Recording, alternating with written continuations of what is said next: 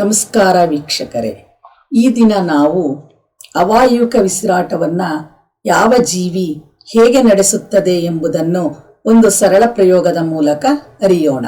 ಮೊದಲಿಗೆ ಅವಾಯುವಿಕ ಉಸಿರಾಟವೆಂದರೆ ಆಕ್ಸಿಜನ್ ಅನ್ನು ಬಳಸಿಕೊಳ್ಳದೆ ಒಂದು ಜೀವಿಯು ಗ್ಲೂಕೋಸ್ ಅನ್ನು ವಿಭಜಿಸಿ ಶಕ್ತಿಯನ್ನು ಉತ್ಪತ್ತಿ ಮಾಡಿಕೊಂಡು ಆಲ್ಕೋಹಾಲ್ ಮತ್ತು ಕಾರ್ಬನ್ ಡೈಆಕ್ಸೈಡ್ ಅನ್ನು ಬಿಡುಗಡೆಗೊಳಿಸುವಂತಹ ಒಂದು ಪ್ರಕ್ರಿಯೆಯನ್ನ ಅವಾಯುವಿಕ ಉಸಿರಾಟ ಎನ್ನುತ್ತೇವೆ.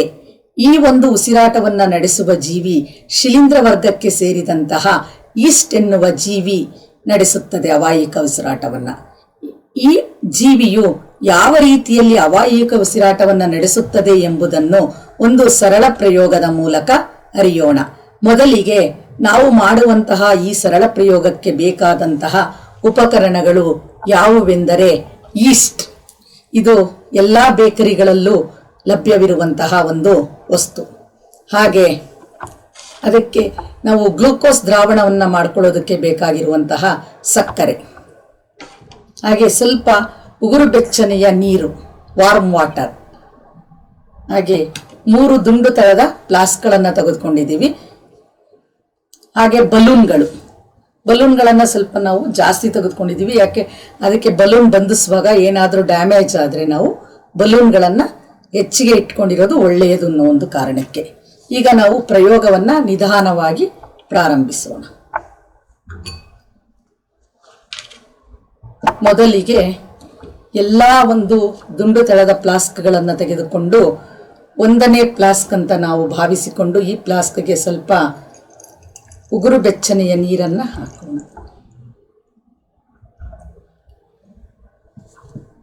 ಹಾಗೆ 2ನೇ ದುಂಡು ದಳದ ಫ್ಲಾಸ್ಕ್ಗೂ ಸಹ ಉಗುರು ಬೆಚ್ಚನೆಯ ನೀರನ್ನು ಹಾಕೋಣ. 3ನೆಯ ದುಂಡು ದಳದ ಫ್ಲಾಸ್ಕ್ಗೂ ಉಗುರು ಬೆಚ್ಚ ನೀರನ್ನು ಹಾಕೋಣ.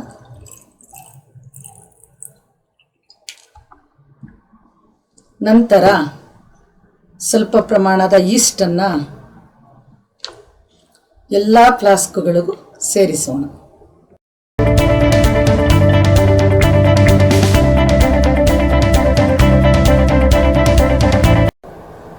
ಸ್ವಲ್ಪ ಇದನ್ನು ಶೇಕ್ ಮಾಡೋಣ.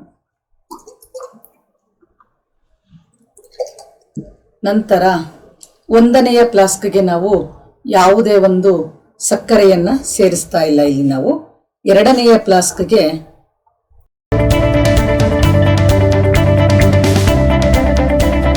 ಹಾಗೆ ಇಲ್ಲಿಗೆ ಸ್ವಲ್ಪ ಹೆಚ್ಚಿನ ಪ್ರಮಾಣದ ಸಕ್ಕರೆಯನ್ನು ಸೇರಿಸೋಣ.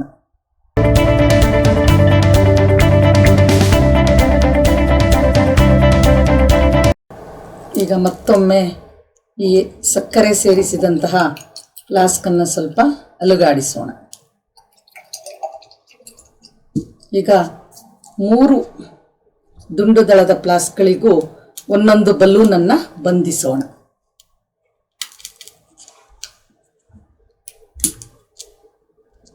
ಇದಕ್ಕೆ ಯಾವುದೇ ನಾವು ಸಕ್ಕರೆಯನ್ನು ಸೇರಿಸಿಲ್ಲ, ಬರೀ ಮತ್ತು ಈಸ್ಟ್, ವಾರ್ಮ್ ವಾಟರ್ ಇದೆ, ಬಿಸಿ ನೀರು.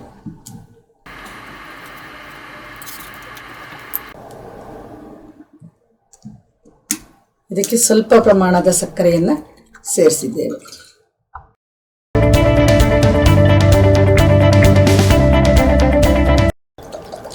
ಸ್ವಲ್ಪ ಸಮಯದ ನಂತರ ನಮಗೆ ಇಲ್ಲಿ ಬಬ್ಬಲ್ಸ್, ಗುಳ್ಳೆಗಳು ಬರುತ್ತಾ ಇರ್ತವೆ, ಗಮನಿಸ್ತಾ ಇರಬೇಕು. ಇಲ್ಲೂ ಗುಳ್ಳೆಗಳು ಬರಲಿಕ್ಕೆ ಸ್ಟಾರ್ಟ್ ಆಗಿವೆ. ಸ್ವಲ್ಪ ಸಮಯದವರೆಗೆ ನಾವು ಇದನ್ನು ಹೀಗೆ ಇಡೋಣ.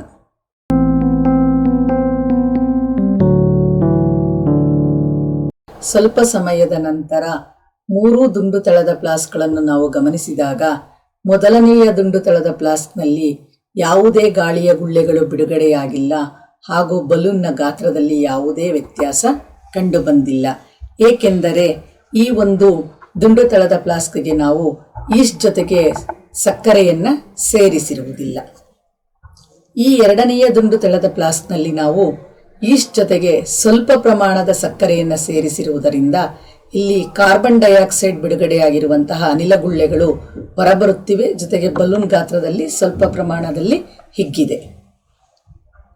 3ನೆಯ ಒಂದು ದುಂಡು ತಳದ ಫ್ಲಾಸ್ಕ್ ಅನ್ನು ನಾವು ಗಮನಿಸಿದಾಗ ಇಲ್ಲಿ ಹೆಚ್ಚಿನ ಪ್ರಮಾಣದ ಗ್ಲೂಕೋಸ್ ಅನ್ನ ಈಸ್ಟ್ ಮತ್ತು ನೀರಿನ ಜೊತೆಗೆ ಸೇರಿಸಿದಾಗ ಇಲ್ಲಿ ಜಾಸ್ತಿ ಪ್ರಮಾಣದ ಕಾರ್ಬನ್ ಡೈಆಕ್ಸೈಡ್ ಬಿಡುಗಡೆಯಾಗಿ ಅನಿಲ ಗುಳ್ಳೆಗಳು ಹೊರಬಂದು ಬಲೂನ್ ಗಾತ್ರವನ್ನು ಹಿಗ್ಗಿಸಿದೆ.